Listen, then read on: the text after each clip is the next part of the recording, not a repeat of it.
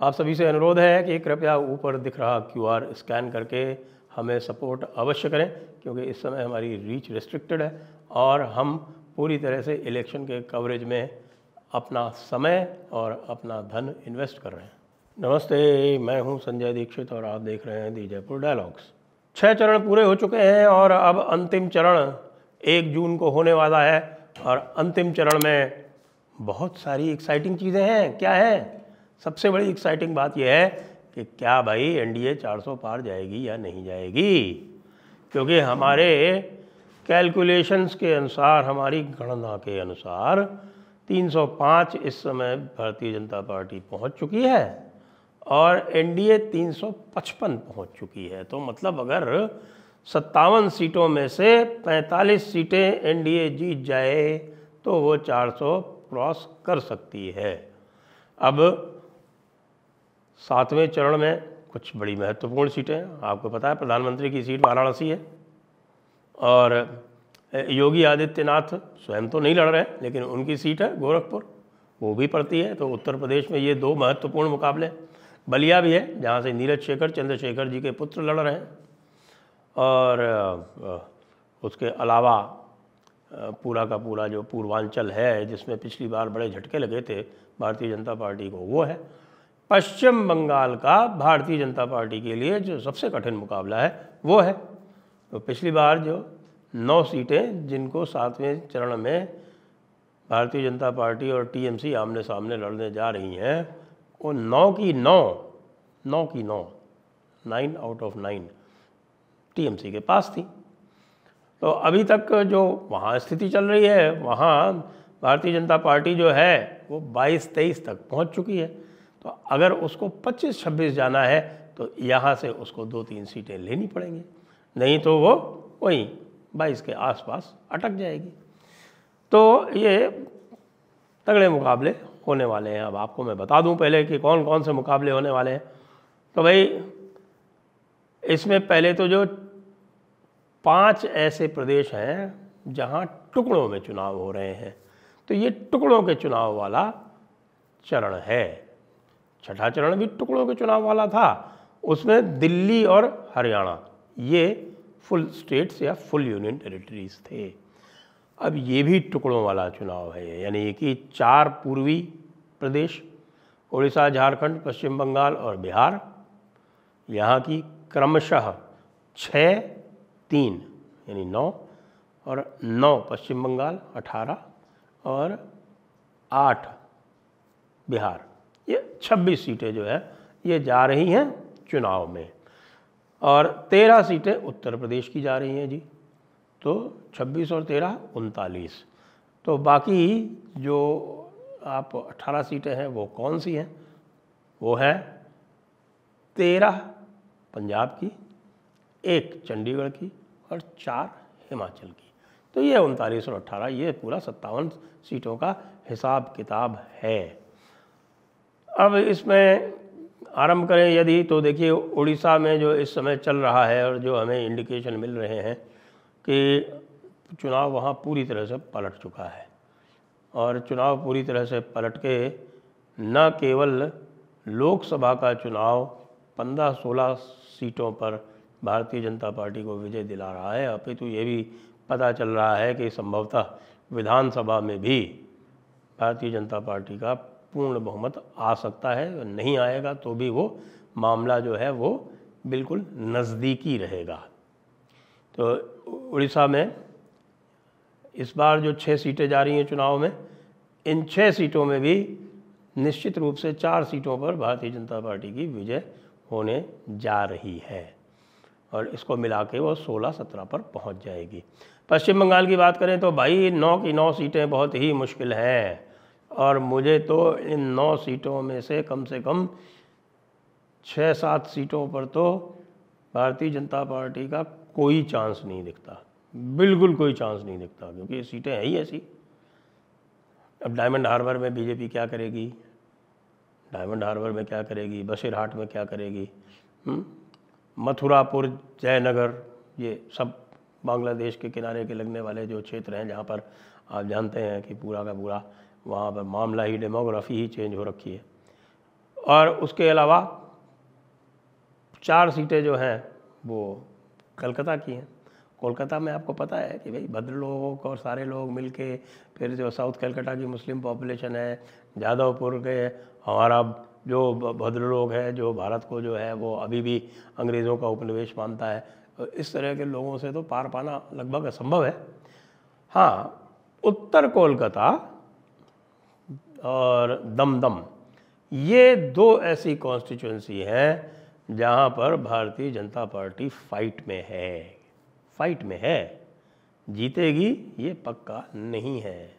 इसलिए भाई हम तो ये 9 सीटों में से एक को नहीं गिन रहे इस बार भारतीय जनता पार्टी के लिए, to be on the safe side.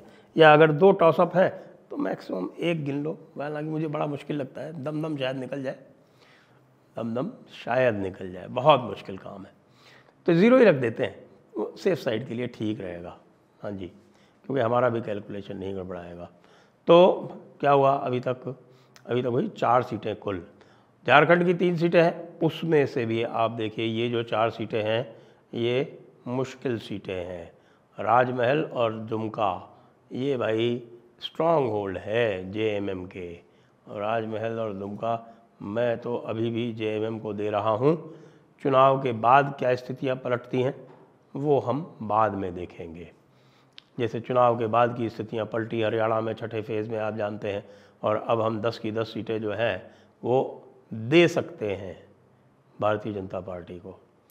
तो ये स्थिति बनी आपकी झारखंड में 1 सीट। तो अभी साहब कुल 5 सीटें ही हुई हैं, 9 और 6 15, 3 18 में से केवल 5 सीटें। बिहार की जो 8 सीटें हैं, बिहार में पटना साहब है, नालंदा है, भारतीय बीजेपी जीतेगी, नालंदा जीतेगी बीजेपी, पटना साहब नालंदा जेडीयू की है वो जीत जाएगी, फिर पटना साहब बीजेपी की है, पाटलिपुत्र बीजेपी की है, आरा बीजेपी की है, और बक्सर भी बीजेपी की है। ये चारों सीटें बीजेपी की हैं, और आपके सासाराम भी बीजेपी का है। तो 5 सीटें बीजेपी की हैं, 2 जेडीयू की हैं, इसमें से नालंदा और जहानाबाद। नालंदा जेडीयू जीतेगी, जहानाबाद हारेगी। और काराकट की जो सीट है वो आरएसपी को यानी उपेंद्र कुशवाहा को दी हुई है, उपेंद्र कुशवाहा हार रहे हैं। अब बाकी बची ये 5 सीटें भारतीय जनता पार्टी की। तो भारतीय जनता पार्टी की 5 सीटों में पाटलिपुत्र, पटना साहब, आरा में कोई समस्या नहीं है, सासाराम में और बक्सर में भारी फाइट है, और इनमें से 2 में से हो सकता है दोनों ही निकल जाएं, हो सकता है दोनों ही आ जाएं। तो सेफ साइड के लिए हम इसमें 1 ही काउंट करते हैं। तो ये 4 हुआ अभी तक का जो स्कोर है, वो 4 और 1 5 और 4 9, यानी 26 में से तो हुआ 9। अब आ जाते हैं 13 सीटें, 9 ये हो गई, और जहानाबाद की सीट हार रही, जेडीयू की 1 हुई, तो 9 + 1। अब आते हैं उत्तर प्रदेश की। उत्तर प्रदेश की 13 सीटें हैं। 13 सीटों में सबसे अधिक जो रोमांचक सीट है वो वाराणसी की होने वाली है। वाराणसी में 3,72,000 की मार्जिन थी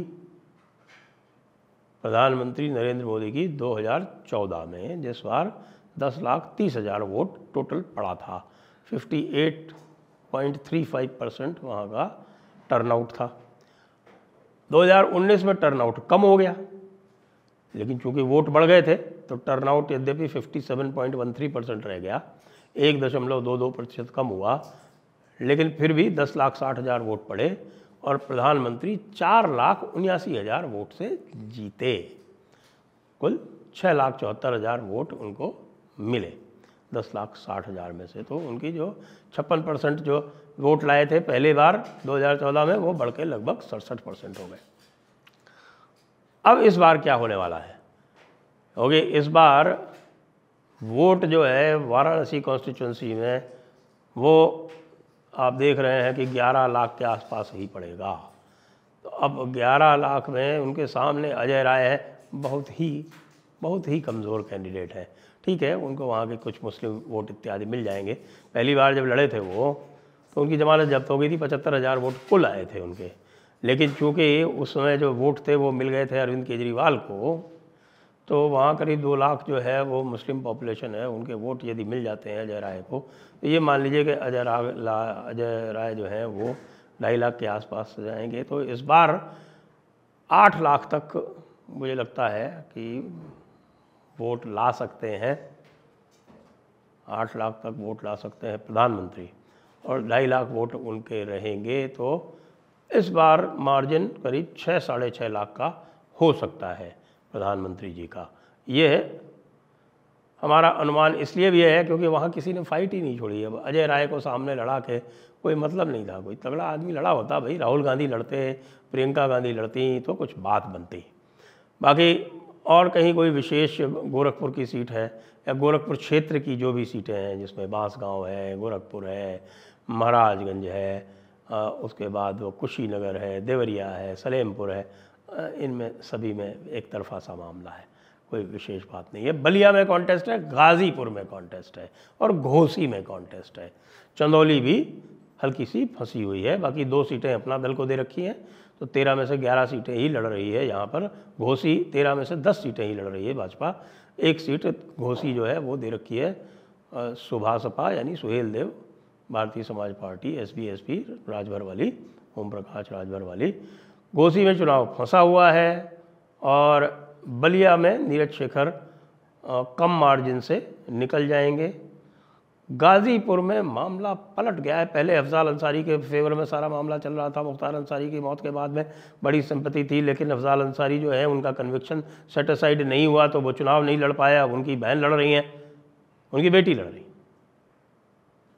तो थोड़ा सा मामला गड़बड़ा गया है और पारसनाथ राय इस समय आगे निकल चुके हैं। तो ये सीट भी मैं भारतीय जनता पार्टी को दे रहा हूँ।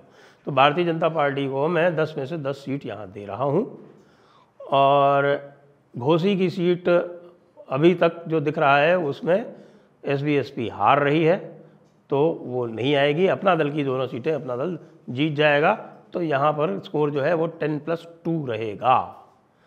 तो 10+2 का मतलब ये हुआ कि अब यहाँ पर अभी तक हमने काउंट किया था 4 और 1 5 और 5 10+1, और अब 10+1 से बढ़ के यहाँ हो जाएगा 20+3। तो 20+3 यहाँ तक हो गई आपकी भारतीय जनता पार्टी। अब आगे जो है वो पंजाब, हिमाचल प्रदेश, चंडीगढ़, ये सभी स्थानों पर केवल भारतीय जनता पार्टी लड़ रही है। और भारतीय जनता पार्टी की स्थिति इस समय ये है कि पंजाब में उसकी स्थिति लगातार इम्प्रूव होती जा रही है। आज के दिन मैं बड़ी कॉन्फिडेंटली कह सकता हूँ कि एक गुरदासपुर की सीट, एक होशियारपुर की सीट, एक अमृतसर की सीट, जालंधर की सीट, लुधियाना की सीट, पटियाला की सीट, इनमें वो या तो एज पे है या क्लियर जीत रही है, ये मेरा अनुमान है। तो 6, तो अब आपका टोटल हो गया 26+3। हिमाचल की चारों सीटें ऐड कर दीजिए, कंगना रनावत जी जीतेंगी, विक्रमादित्य सिंह से कम वोट से जीतेंगी लेकिन जीतेंगी। तो हो गई 30+3। तो 30+3 के हिसाब से अब बच जाती है चंडीगढ़ की सीट, वो भारतीय जनता पार्टी के 31+3 ये टोटल हुआ। और अब 31+3 को आप ऐड करेंगे तो आप पाएंगे कि ये 34 सीट आप ऐड करेंगे 355 में तो हो जाएगी 389, और 305 में आप 31 सीट ऐड करेंगे तो हो जाएगी 336। तो फाइनल आंकड़ा आएगा साहब 336 भारतीय जनता पार्टी का और 389 ये NDA का। जय हिंद, जय भारत, वंदे मातरम।